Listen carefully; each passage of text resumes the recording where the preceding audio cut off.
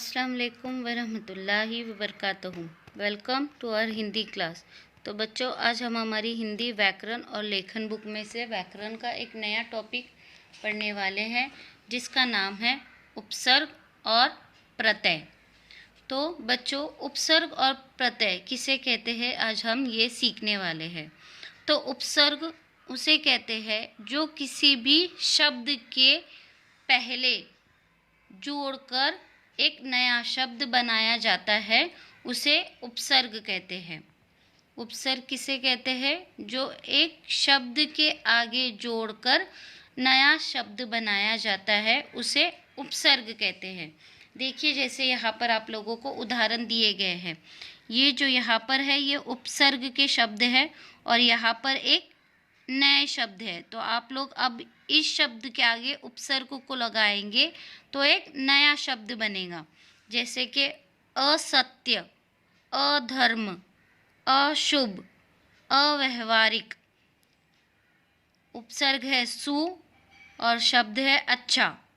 अभी आप लोगों को इससे नए नए शब्द बनाने हैं, जैसे सुपुत्र, सुमति, सुशील, सुसौगत।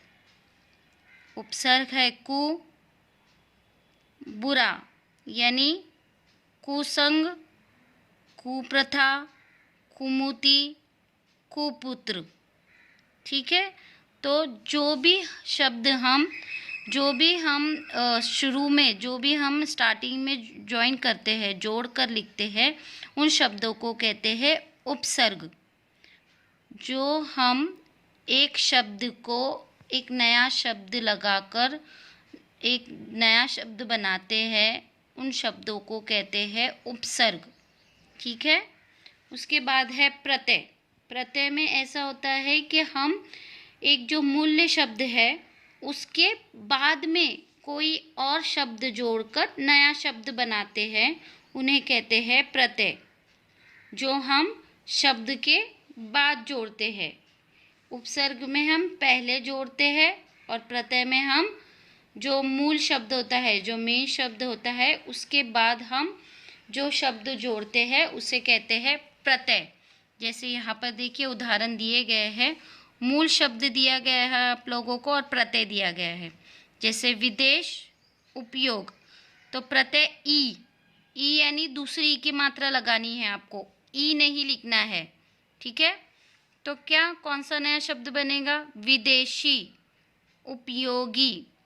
यहाँ पर मूल शब्द है भूख, शिष्य, और प्रत्यय है आ यानी आपको आ नहीं लिखना है, आ की मात्रा लगानी है। भूखा, शिष्य।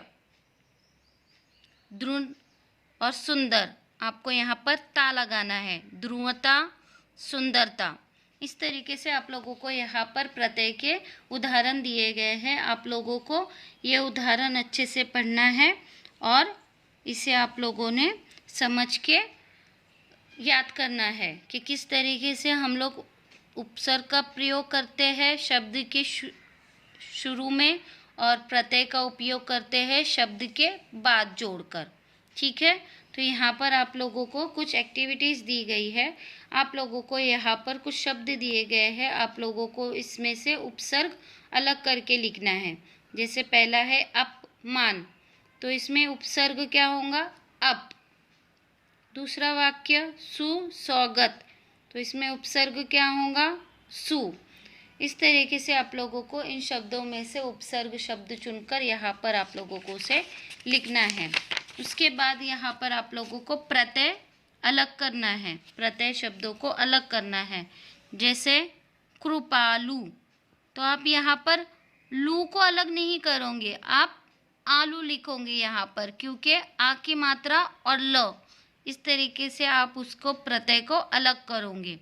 सुगंधित, पर यहाँ पर आप लोग यहाँ पर इत, बड़ी जो छोटी की मात्रा ई और त, क्योंकि यहाँ पर ध को छोटी की मात्रा दी गई है, तो आप लोग ई और त लिखोगे, इत। ठीक है। दर्शनीय, अब यहाँ पर न को दूसरी की मात्रा है, तो बड़ी की मात्रा लिखोगे आप यहाँ पर और य लिखोगे। शक्तिमान, तो यहाँ पर प्रत्यय क्या होगा, मान। इस तरीके से आप लोगों को इनमें से प्रत्यय अलग करके लिखना है। उसके बाद यहाँ पर आप लोगों को उपसर्ग दिए गए हैं। आप लोगों को इन उपसर्ग शब्दों से एक नया शब्द बनाना है, जैसा कि विनाश, निर्भय, कुप्रसिद्ध। तो इस तरीके से आप लोगों को उपसर्ग जोड़कर एक नया शब्द बनाना है। उसके बाद आप लोगों को प्रत्यय शब्द दिए गए हैं। आप लोगों को इन शब्दों से नए शब्द बनाना है, जैसे सामाजिक, ठीक है, सामाजिक। इस तरीके से आप लोगों को प्रत्यय लगाकर नए शब्द बनाने हैं। उसके बाद यहाँ पर आप लोगों को प्रत्यय शब्द दिए गए हैं फिर से, और आप लोगों को यहाँ पर उसके ज़रिए आप लोगों को नया शब्द बनाना है, जैसे श्रीमान, घबराहट, द्रुवता, उपयोगी। ठीक है, इस तरीके से आप लोगों को यहाँ पर नए नए शब्द उपसर्ग और प्रत्यय से बनाने हैं। So student, do your homework on time.